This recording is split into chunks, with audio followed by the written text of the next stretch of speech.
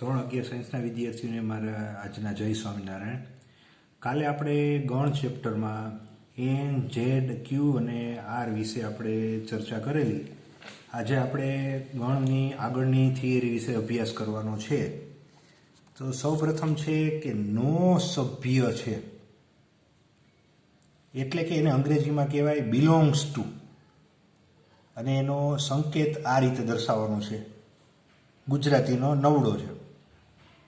એટલે કે જો કોઈ પણ ગણ એ હોય કે જો એ બરાબર 1, 2 અને 3 હોય તો આ 3 છે એને ગણના સભ્યો અથવા તો ઘટકો કહીશું.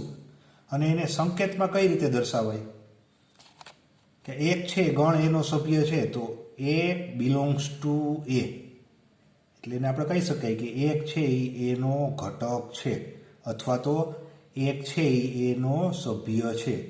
તે જ રીતે આ 2 ઘટક છે એ પણ ગણ એમાં આવેલો છે તો એને સંકેતમાં આપણે આ રીતે દર્શાવશું કે 2 બિલોંગ્સ ટુ એ. અને તે જ રીતે 3 છે એ પણ ગણ એનો સભ્ય છે તો તેને આપણે સંકેતમાં દર્શાવશું 3 બિલોંગ્સ ટુ એ. એટલે આપણે એમ કહી શકાય કે 1, 2 અને 3 એ ગણ એના સભ્યો છે. એને સંકેતમાં આપણે આ રીતે દર્શાવીશું 1 belongs to A, 2 belongs to A, 3 belongs to A.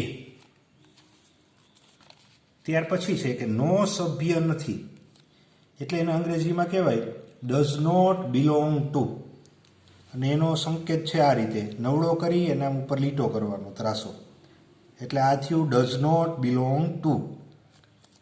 આપણે ઉદાહરણ દ્વારા સમજીએ કે જો A બરાબર 1, 2, 3 હોય તો એટલે ગણ એમાં આપણે જોઈ શકીએ છીએ કે 1, 2 અને 3 આ 3 જ ઘટક છે, એ સિવાયના એકેય ઘટક નથી. ધારો કે આપણે 4 વિશે ચર્ચા કરીએ તો 4 છે એ ગણ એમાં નથી તો આપણે કહી શકીએ કે 4 does not belongs to A. એટલે એને આપણે આમ કહી શકીએ કે 4 છે એ ગણ એનો સભ્ય નથી. સભ્ય હોય તો ખાલી બિલોંગ્સ ટુ, અને સભ્ય ન હોય તો ઉપર આમ લીટો કરી નાખવાનો. તે જ રીતે 5 છે એ પણ આમાં ક્યાંય નથી તો આપણે કહી શકીએ કે 5 does not belong to A. એટલે આપણે જોઈ શકીએ છીએ કે 5 છે એ ગણ એમાં નથી તો એને આપણે આમ લખી શકાય કે 5 does not belongs to A. તેવી જ રીતે બીજી કોઈ પણ સંખ્યા લ્યો 10 એમાં નથી તો આપણે કહી શકાય કે 10 does not belong to A. એટલે આપણે આને આમ કહી શકાય કે 4, 5 અને 10 છે એ પણ ગણ એના સભ્ય નથી. એ સિવાયના બીજા ઘટકો આપણે જોઈએ તો કે 9, તો 9 પણ ગણ એમાં નથી તો આને આમ લખી શકાય 9 does not belongs to A. પછી 11 એ ગણ એમાં નથી તો 11 does not belongs to A. -2 પણ ગણ એમાં નથી તો -2 does not belongs to A. આ રીતે આપણે એને સંકેતમાં દર્શાવી શકાય. મિત્રો ગણ દર્શાવવાની કુલ 2 રીત છે, એક તો યાદીની રીત અને બીજી છે ગુણધર્મની રીત. એમાં સૌ પ્રથમ આપણે યાદીની રીત જોઈએ. તો કે યાદીની રીતમાં ધારો કે આપણે ગણ એ લઈએ તો એ બરાબર 7, 8, 9 છે. એટલે આ જે ઘટકો છે એને અલ્પ વિરામ દ્વારા આપણે અલગ અલગ દર્શાવી શકીએ તો એ ગણ દર્શાવવાની યાદીની રીત થઈ. પ્રાકૃતિક સંખ્યા ગણ એન વિશે આપણને ખ્યાલ છે કે એનમાં કયા કયા ઘટકો હોય 1, 2, 3, 4. તો અલ્પવિરામ દ્વારા બધા ઘટકો અલગ અલગ દર્શાવેલા છે તો આ ગણ એન જે લખેલો છે એ કઈ રીતે લખેલો કહેવાય તો કે યાદીની રીતે લખેલો છે. તેવી જ રીતે બીજો ગણ છે એનું ઉદાહરણ બી બરાબર ધારો કે એના સભ્યો છે A, E, I, O, U. તો આ 5 ઘટક છે એને મેં અલ્પવિરામ દ્વારા અલગ અલગ લખ્યા છે તો આ ગણ દર્શાવવાની કઈ રીત કહેવાય? યાદીની રીત કહેવાય. એટલે આપણે એમ કહી શકાય કે યાદીની રીતમાં ગણના સભ્યોને અલ્પવિરામ દ્વારા લખેલા હોય છે. હવે ગણ દર્શાવવાની બીજી રીત ગુણધર્મની રીત, કે ગુણધર્મની રીતે ગણને કઈ રીતે દર્શાવે. તો અહીંયા અમે ઉદાહરણ આપેલા છે કે ધારો કે ગણ V1 લઈએ આપણે તો V બરાબર X કે જ્યાં આ 2 જે ટપકા કરેલા હોય એને કે જ્યાં વચાય. X કે જ્યાં X એ અંગ્રેજી મૂળાક્ષરો છે. એટલે અંગ્રેજી મૂળાક્ષરો આપણે જાણીએ છીએ કે A to Z થાય. તો આ ગણ દર્શાવવાની ગુણધર્મની રીત છે. આને આપણે યાદીની રીતે લખવો હોય તો આપણે આમ લખી શકાય કે v બરાબર a b c d થી લઈ અને z સુધી. તો આ ગણ દર્શાવવાની યાદીની રીતે આપણે આને દર્શાવેલો છે. અને આ જે કીધું છે ને કે ગુણધર્મની રીત કીધી છે કે એક્સ કે જ્યાં એક્સ એ અંગ્રેજી મૂળાક્ષરો છે. એટલે આ જે બંને ગણ જે છે એ એક જ થયા. હવે બીજો ગણ આપણે જોઈએ, ગુણધર્મની રીતે દર્શાવેલો છે કે એ બરાબર એક્સ કે જ્યાં 1 less than or equal to x less than or equal to 4. એટલે એક્સ છે એ 1 અને 4ની વચ્ચે અથવા તો એના જેટલો છે. તો એક્સ છે એ કેમાંથી લેવાનો? તો કે એક્સ છે એ પ્રાકૃતિક સંખ્યા ગણ એનમાંથી લેવાનો. તેવી જ રીતે આ જે ક્યુ ગણ લખેલો છે, ક્યુ સમય સંખ્યા ગણ છે. આપણે આગળના લેક્ચરમાં જોઈ ગયા કે ક્યુ બરાબર એના છેદમાં બી કે જ્યાં એ બિલોંગ્સ ટુ ઝેડ અને બી બિલોંગ્સ ટુ એન. એટલે આ જે આપણે કીધું છે એ ગણ ક્યુ છે એને ગુણધર્મની રીતે દર્શાવેલો છે.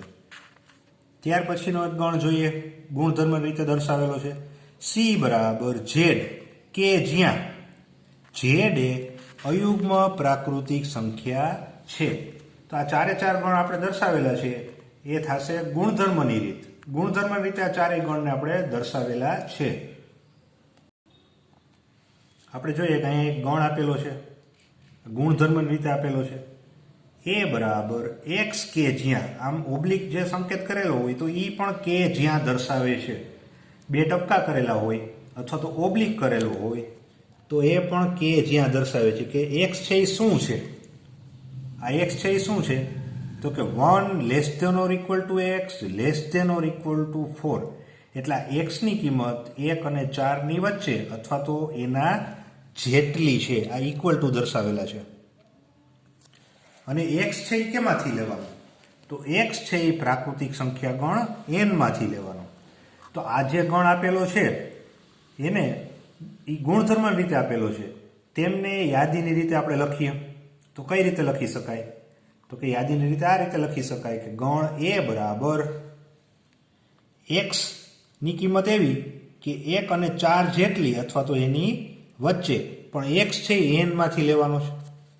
તો એન આપણને ખ્યાલ છે કે એન બરાબર, એન છે એ પ્રાકૃતિક સંખ્યા ગણ છે તો એમાં ઘટકો આ બધા હોય 1 2 3 4 5 6 થી લઈ અને અનંત સુધી. તો આપણે એક્સ એવો પસંદ કરવાનો છે કે 1 અને 4 જેટલો હોય અથવા તો એની વચ્ચેની સંખ્યા હોય. તો આપણે જોઈએ અને એક્સ છે એનમાંથી લેવાનો છે.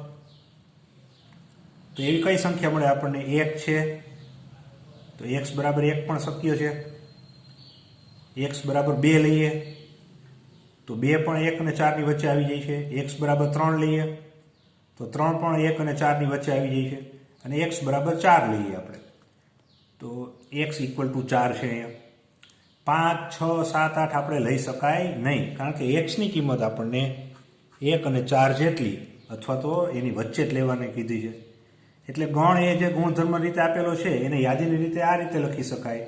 ગણ એ બરાબર 1 2 3 અને 4. આ આપણો જવાબ થશે. ત્યાર પછીનું આપણે એક ઉદાહરણ જોઈએ કે સમીકરણ x² + x - 2 બરાબર 0 ના ઉકેલ ગણને યાદીની રીતે લખો. એટલે આ જે આપણને એક સમીકરણ આપેલું છે એમાં આપણે x ની કિંમત મેળવશું અને એને આપણે યાદીની રીતે લખવાનું છે. એટલે સૌપ્રથમ આપણે શું કરીશું કે આનો ઉકેલ ગણ મેળવશું. એટલે કે x ની એવી કિંમત મેળવશું કે આમાં આપણે કિંમત મૂકીએ તો એનો જવાબ મળે 0. તો સૌપ્રથમ આપણે, તમે 10મા ધોરણમાં ભણી ગયા છો, આના આપણે અવયવ પાડીએ. x² + x - 2 બરાબર 0. આના અવયવ પાડશું 2 × 2 એટલે x² + 2x - x - 2 બરાબર 0. બબે પદની આપણે જોડી બનાવીએ. આમાંથી સામાન્ય લઈએ x, કૌંસમાં વધે x + 2. આ બે પદમાંથી સામાન્ય લઈએ -1 એટલે કૌંસમાં મળે x + 2 બરાબર 0. આ બંનેમાંથી x + 2 કોમન લઈએ તો એક્સ વત્તા 2 અને બીજા કાઉન્સમાં મળે એક્સ વત્તા 2 કોમન લઈ લીધા છે એટલે બીજા કાઉન્સમાં વધશે એક્સ ઓછા 1 આ એક્સ અને આ ઓછા 1. તેથી આપણે કહી શકીએ કે એક્સ વત્તા 2 બરાબર 0 અથવા તો એક્સ માઇનસ 1 બરાબર 0. તેથી એક્સ બરાબર -2 અથવા તો એક્સ બરાબર 1. તો આપણને એક્સની આ બે કિંમત મળી -2 અને 1. એ એક્સની કિંમત આમાં આપણે મૂકીએ તો જવાબ મળે આપણને 0.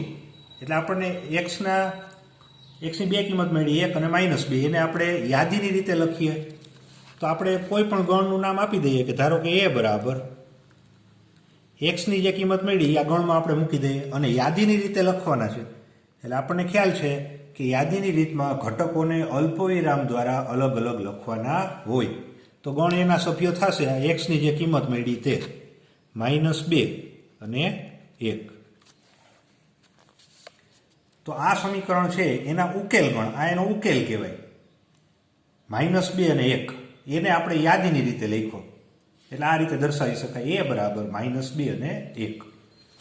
ત્યાર પછીનો એક એક્સ્ટ્રા દાખલો છે વિદ્યાર્થી મિત્રો કે એક્સ કે જ્યાં એક્સ એ 10 થી નાની પ્રાકૃતિક સંખ્યા છે. તો સૌપ્રથમ આપણે પ્રાકૃતિક સંખ્યા ગણનો વિચાર કરવાનો કે પ્રાકૃતિક સંખ્યા ગણ તો n છે તો એમાં કયા કયા ઘટકો હોય તો કે 1 2 3 4 5 6 7 એમ લઈ અને અનંત સુધી ઘટકો આવેલા હોય. પ્રાકૃતિક સંખ્યા કીધી છે એટલે આપણે પ્રાકૃતિક સંખ્યા ગણમાંથી સભ્યો લેવાના થાય. આ જે ગણ આપેલો છે એ આપણને ગુણધર્મ રીતે આપેલો છે એને આપણે યાદીની રીતે લખવાનો છે. તો અહીં આપણને કીધું છે કે એક્સ કે જ્યાં એક્સ એ 10 થી નાની પ્રાકૃતિક સંખ્યા છે. એટલે પ્રાકૃતિક સંખ્યા ગણમાં આપણે જોવાનું કે 10 થી નાની કઈ કઈ સંખ્યા આવે તો એને આપણે લખીએ યાદીની રીતે 1 2 3 4 5 6 7 8 અને 9 આટલા ઘટકો થશે. તો આ જે ગણ આપેલો છે ગુણધર્મ રીતે આપેલો છે એને આપણે યાદીની રીતે આ રીતે લખી શકાય n બરાબર 1 2 3 4 5 6 7 8 9. અને તમે જોઈ શકો છો વિદ્યાર્થી મિત્રો કે આ યાદીની રીતે આપણે ગણ લખ્યો છે એ બધા જ ઘટકોને આપણે અલ્પવિરામ દ્વારા અલગ અલગ લખેલો છે. ત્યાર પછીનું એક આપણે એક્સ્ટ્રા એક્ઝામ્પલ જોઈએ તો એક્સ કે જ્યાં એક્સ નો ઘન ઓછા એક્સ બરાબર 0 અને એક્સ છે એ ઝેડમાંથી લેવાના. ઝેડ છે એ પૂર્ણાંક સંખ્યા ગણ છે આપણે કાલના લેક્ચરમાં જોયું ને યાદીની રીતે લખો. તો સૌપ્રથમ આપણે શું કરશું તો સૌપ્રથમ આને આપણે સાદુરૂપ આપશું, અવયવ પાડશું. એક્સ ઘન ઓછા એક્સ બરાબર 0 છે. આ બંને પદમાંથી એક્સ સામાન્ય નીકળે એટલે કાઉન્સમાં મળે આપણને x² - 1 બરાબર 0. આ x² - 1 ના પણ હજી અવયવ પડશે. તફાવતની રીતે આના બે અવયવ થશે x - 1 અને x - 1 અને x + 1 બરાબર 0. તો તફાવતની રીતે આના બે અવયવ પડે. આપણને ખ્યાલ છે તફાવતની રીતનું હું સૂત્ર લખું અહીંયા તો કે x² - y² હોય તો એના બે અવયવ થાય x - y અને x + y. આ બે અવયવ એના થશે. તો આપણે x² - 1 છે તો એને આમ લખી શકાય કે x² - 1 છે તો 1 ને 1² લખી શકાય. તો એના તફાવતની રીતે બે અવયવ થશે x - 1 અને x + 1. તો એ રીતે આપણે આના અવયવ પાડેલા. હવે આપણે આના ઉપરથી કહી શકાય કે તેથી તમે 10મા ધોરણમાં ભણી ગયા છો કે x બરાબર 0 અથવા તો x - 1 બરાબર 0 અથવા તો x + 1 બરાબર 0. તો આપણે કહી શકાય કે તેથી x બરાબર 1 અને x બરાબર -1. તો એક્સની આપણે 3 કિંમત મળી, 0, 1 અને -1. આ ત્રણેય કિંમત આમાં મૂકી આપણે, એક્સ બરાબર 0 મૂકીએ આ સમીકરણમાં તો એનું સમાધાન થાય છે, જવાબ આપણને 0 મળે. એક્સ બરાબર 1 મૂકીએ આપણે આમાં, 1 નો ઘન ઓછા 1 તો પણ આપણને જવાબ 0 મળે. અને એક્સ બરાબર -1 મૂકીએ અને આમાં કિંમત મૂકીએ તો પણ આપણને જવાબ 0 મળે છે. એટલે ટૂંકમાં એક્સની આપણને 3 કિંમત મળી, 0, 1 અને -1. તો આ ગણને આપણે યાદીની રીતે લખવાનો છે તો એને આપણે આમ આ રીતે લખી શકાય. ધારો કે આ ગણનું નામ હું આપી દઉં બી, તો બી બરાબર -1, 0 અને 1. અને આ જે ત્રણ એક્સની જે કિંમત મળી એ પાછી ઝેડમાં હોવી જોઈએ. તો આપણને ખ્યાલ છે કે -1, 0 અને 1 છે એનો ઝેડમાં સમાવેશ થઈ જાય છે.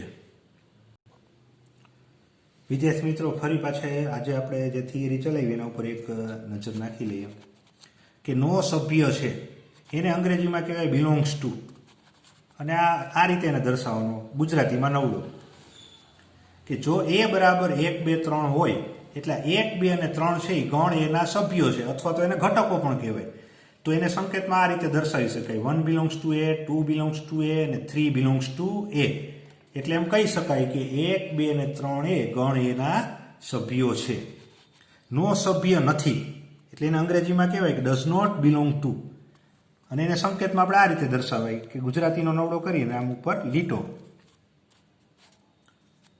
ઉદાહરણ જોઈએ એનું કે જો એ બરાબર 1, 2, 3 હોય તો હવે આપણે જોઈએ કે આ 4 છે એ ગણ એમાં નથી તો આપણે કહી શકાય કે 4 ડઝ નોટ બિલોંગ્સ ટુ એ.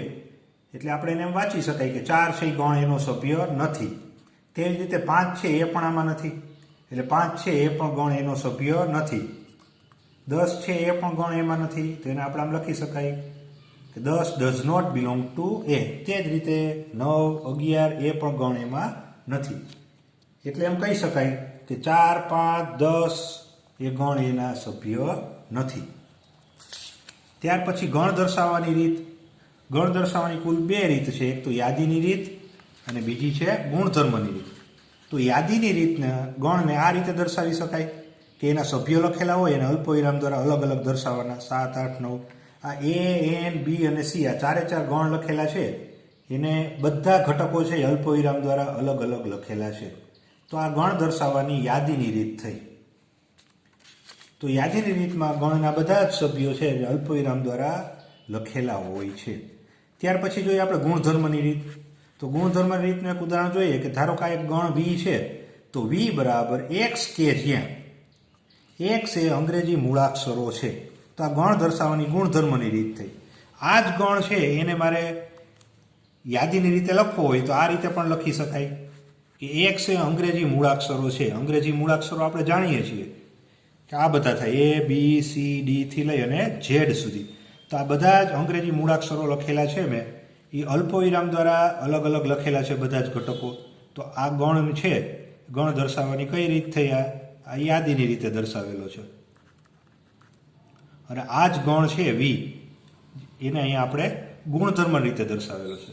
એવી જ રીતે ગુણધર્મ રીતે ગણને આમ પણ દર્શાવી શકાય, એ બરાબર એક્સ કે જ્યાં એક્સની કિંમત 1 less than or equal to x less than or equal to 4 છે અને એક્સ છે એ પ્રાકૃતિક સંખ્યા ગણ એન માંથી લેવાના છે. ત્યાર પછી આ ગણ જે સમય સંખ્યા ગણ આપણે જોયો હતો ક્યુ, એને આપણે ગુણધર્મ રીતે આ રીતે લખી શકાય એના છેદમાં બી, એ બિલોંગ્સ ટુ ઝેડ અને બી બિલોંગ્સ ટુ એન. તે જ રીતે આ સી ગણ દર્શાવેલો છે એ પણ ગુણધર્મ રીતે દર્શાવેલો છે. ઝેડ કે જ્યાં ઝેડ એ અયુગ્મ પ્રાકૃતિક સંખ્યા છે. તો વિદ્યાર્થી મિત્રો, આજે આપણે અહીંયા સુધી રાખીએ છીએ. આજની જે થિયરી ચલાવી એ તમે ધ્યાનથી જોજો અને સમજજો. અહીંયા સુધી આપણે રાખીએ છીએ. જય સ્વામિનારાયણ.